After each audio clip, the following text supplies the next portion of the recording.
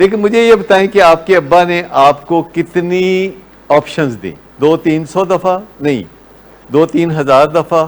ابھی یہاں پہ مجھے پتا آپ کی امی بیٹھی ہوئی ہیں، میں ان سے پوچھ لیتا ہوں، بتائیے جی طاہا کو کتنی دفعہ کہا کہ بچے سدھر جاؤ؟ بہت دفعہ. اب بتائیے کتنے ہزار دفعہ. دیکھیں اگر ابھی بھی آپ سچ بولنے پہ آمادہ نہیں تو آگے چل کے ہو جائیں گے سچ بولنے پہ آمادہ. لیکن آپ کی امی وہاں بیٹھ کے درد دل کے ساتھ یہ کہہ رہی ہیں کہ بہت دفعہ. جو بھی والدین ہوتے ہیں وہ ایک دم اٹھا کے نہیں پہلے آ جاتے کہ چلو کہیں تمہیں ہم چھوڑ کے آ جائیں، اور پھر چھوڑ کے وہ گئے کہیں نہیں، یہیں کہیں ہوتے ہیں،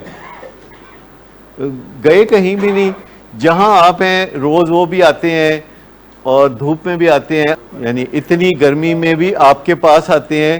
تو مجھے یہ بتائیے کہ آپ کو اب بھی ان کے اخلاص پہ یا ان کی نیت پہ اب بھی شک ہے کہ آپ کی امی کتنی مشکل سے آتی ہیں؟ مجھے صرف یہ بتا دیجئے، صرف اپنی امی کو سوچ کے کہ وہ کتنی مشکل سے آتی ہیں نا مشکل سے. سیڑھیاں چڑھنا ان کے لیے مشکل، سیڑھیاں اترنا ان کے لیے مشکل، گھر سے نکلنا ان کے لیے مشکل، صحت کے مسائل ہیں، لیکن وہ روز آتی ہیں. اور آپ کی وائف بھی آتی ہیں، ٹھیک ہے نا، آپ کے ابا بھی آتے ہیں.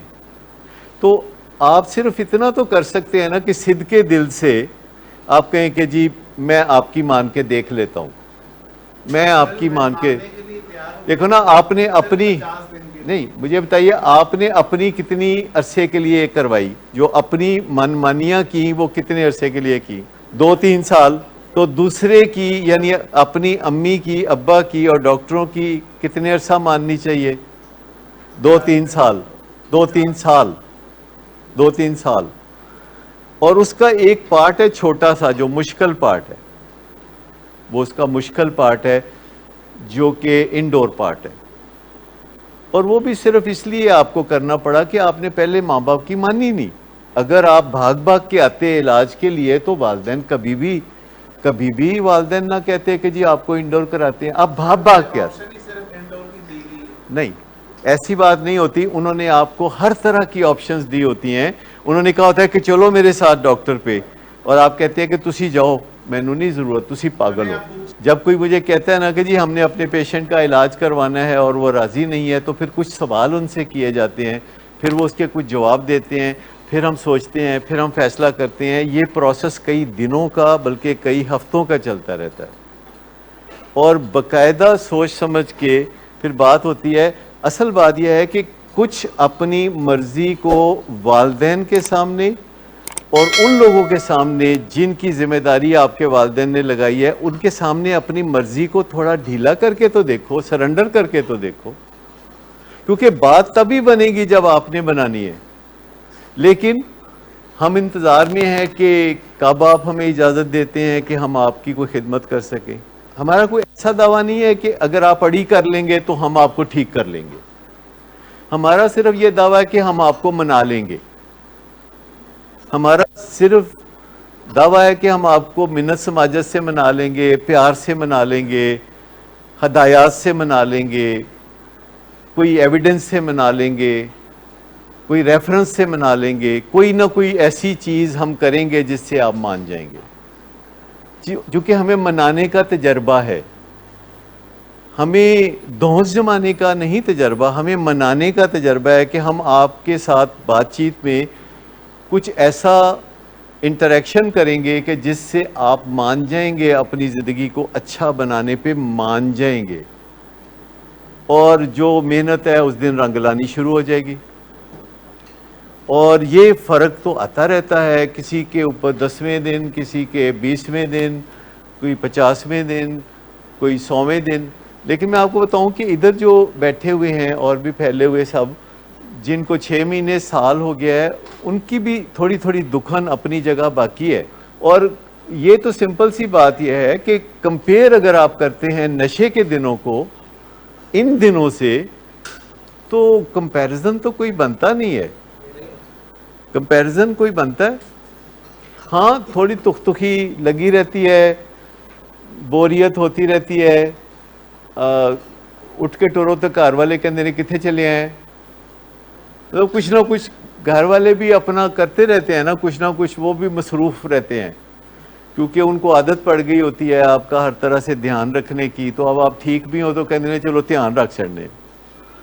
تو میرے خیال میں at the end of the tunnel آپ کے لیے کافی کچھ اچھا ہے، جبکہ نشے کی زندگی میں کچھ بھی نہیں تھا. ایک نشے کے تجربے سے اگلے نشے کے تجربے تک بیچ میں ذلتیں تھیں. نشے کے تجربے سے وقتی طور پر آپ کو لگتا ہوگا کہ میں ٹھیک ٹھاک ہوں، لیکن وہ مانگے تانگے کا سکون، وہ مانگے تانگے کی لذت، وہ یہ سارا کچھ جو مانگے تانگے کا تھا وہ آپ کا اپنا کچھ بھی نہیں تھا. اب جو کچھ بھی ہے آپ کا اپنا ہے. اب جو تھوڑا بہت سکون ہے آپ کا اپنا تو ہے. جو آپ کی نیند ہے وہ آپ کی اپنی ہے، اور آپ کے سامنے ایک مستقبل ہے. آپ کے والدین آپ کا ساتھ دیتے ہیں اور بہت کڑے وقت میں ساتھ دیتے ہیں.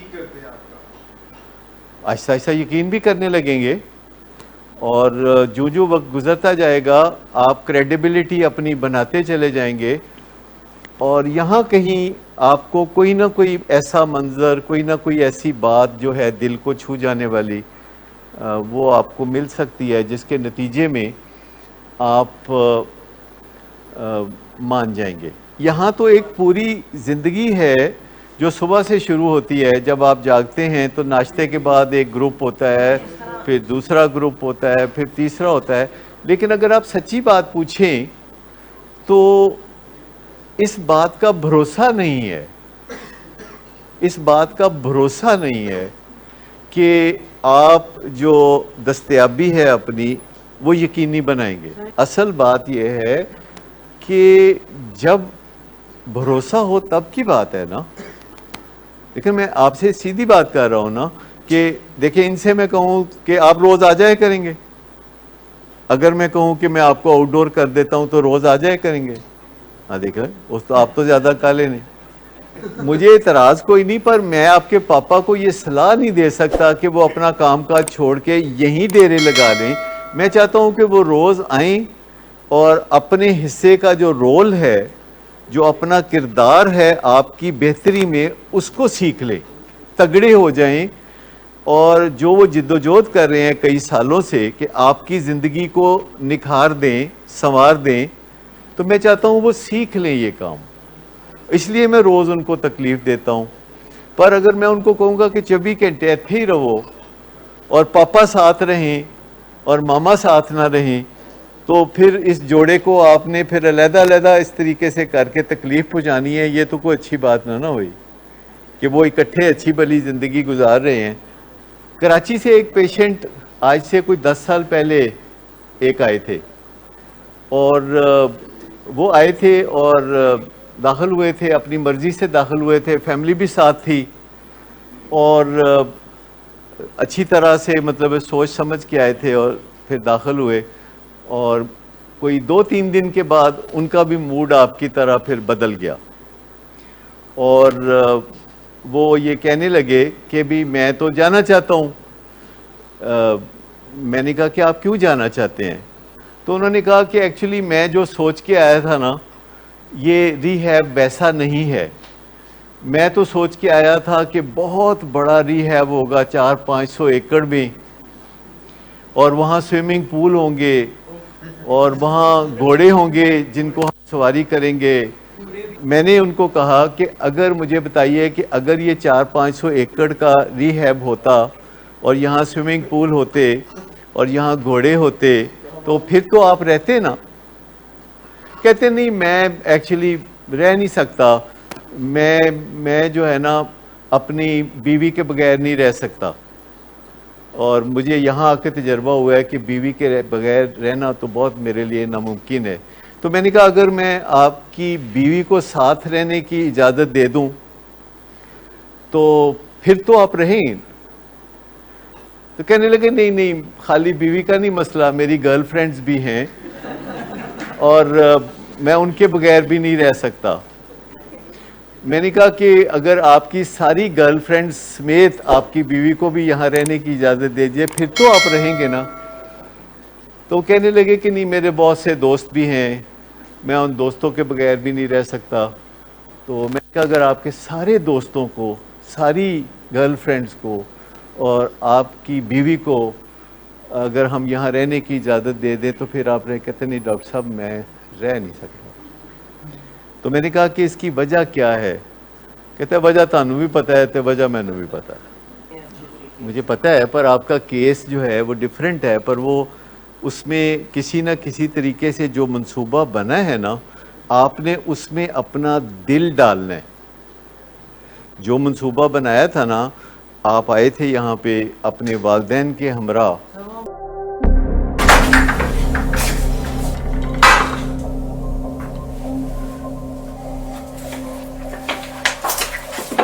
آج پھر بھی کرایا میرا نہیں تو ان بچوں کا ہی خیال کر لو. بند کرو تم اپنی بکواس. لیکن تم اپنی گھٹیا کو تو سے باز مت آنا. تم ہو ہی گھٹیا انسان. تم ہوتی کون ہو مجھے روکنے والی؟ تمہارے باپ کے مال کی پیتا ہوں کیا؟ شراب نوشی کی وجہ کردار کی خرابی نہیں, موڈ کی خرابی ہے. شراب نوشی کبھی بھی نشے کی بیماری میں بدل سکتی ہے. نشے کی بیماری ہر سٹیج پر قابل علاج ہے. مدد حاصل کیجیے کیونکہ وہ ایسا نہیں کرے گا. ولنگ ویز سے مدد حاصل کیجیے, کہیں سے بھی مدد حاصل کیجیے, لیکن فوری مدد حاصل کیجیے.